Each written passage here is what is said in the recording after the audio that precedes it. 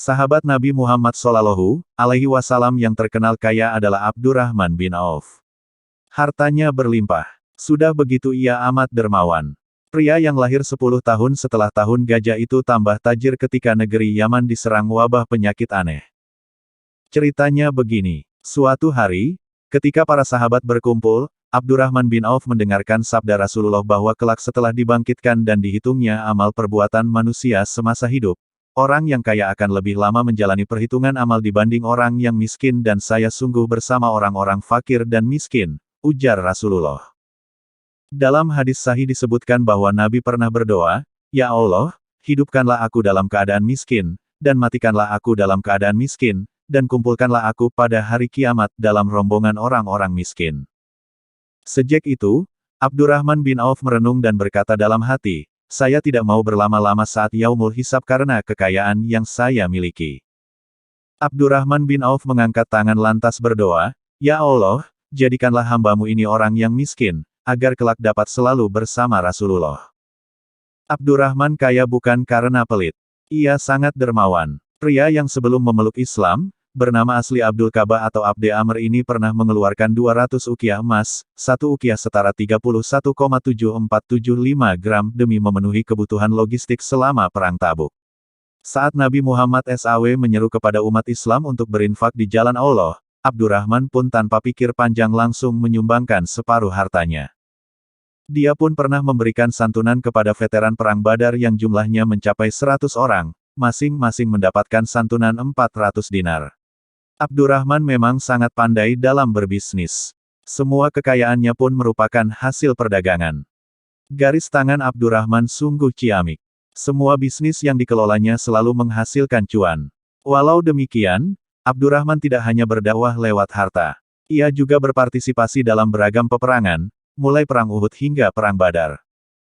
Begitu mendengar Rasulullah bersabda bahwa orang kaya akan lebih lama menjalani perhitungan amal dibanding orang yang miskin, membuat Abdurrahman gundah. Dia bercita-cita ingin menjadi miskin. Tapi ia cemas karena harta kekayaannya justru semakin berlipat ganda. Ia sering berjalan mondar-mandir karena gamang dan gusar. Bagaimana caranya agar harta benda yang saya miliki habis dan tidak tersisa? Tanyanya dalam hati. Sesudah Perang Tabuk, tumbuhan kurma siap panen yang ditinggalkan para sahabat menjadi busuk dan harganya anjlok. Kabar ini menyebar ke seantero kota Madinah dan sampai ke telinga Abdurrahman bin Auf. Mendengar kabar tersebut, sahabat Nabi ini melego semua harta bendanya kemudian membuat pengumuman yang isinya, semua penduduk kota Madinah yang buah kurmanya busuk akan dibeli sesuai dengan harga buah kurma yang normal. Sejurus kemudian warga kota Madinah berbondong-bondong menjual kurma busuk ke tempat Abdurrahman bin Auf. Semua kurma busuk dibeli oleh Abdurrahman bin Auf. Hartanya pun ludes tanpa sisa.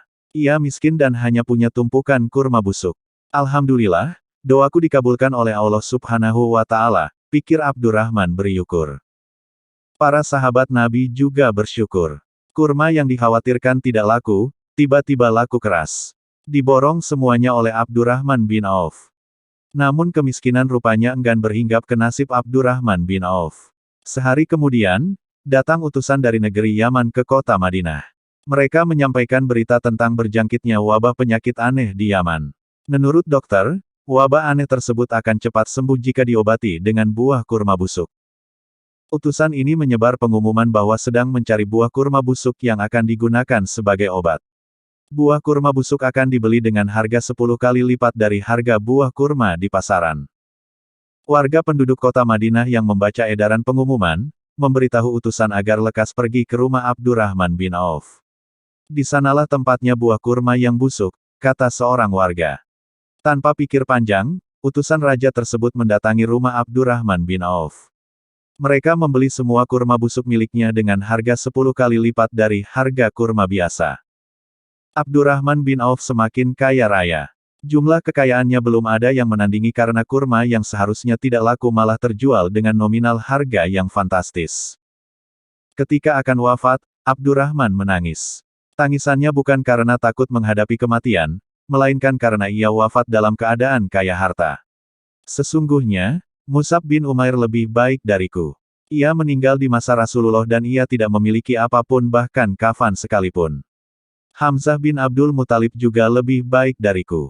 Kami tidak mendapatkan kafan untuknya. Sesungguhnya, aku takut bila aku menjadi seseorang yang dipercepat kebaikannya di kehidupan dunia. Aku takut ditahan dari sahabat-sahabatku karena banyak hartaku, tutur Abdurrahman. Sahabat Nabi ini wafat di Madinah pada 31 Hijriah, ada pula yang mengatakan pada 32 Hijriah.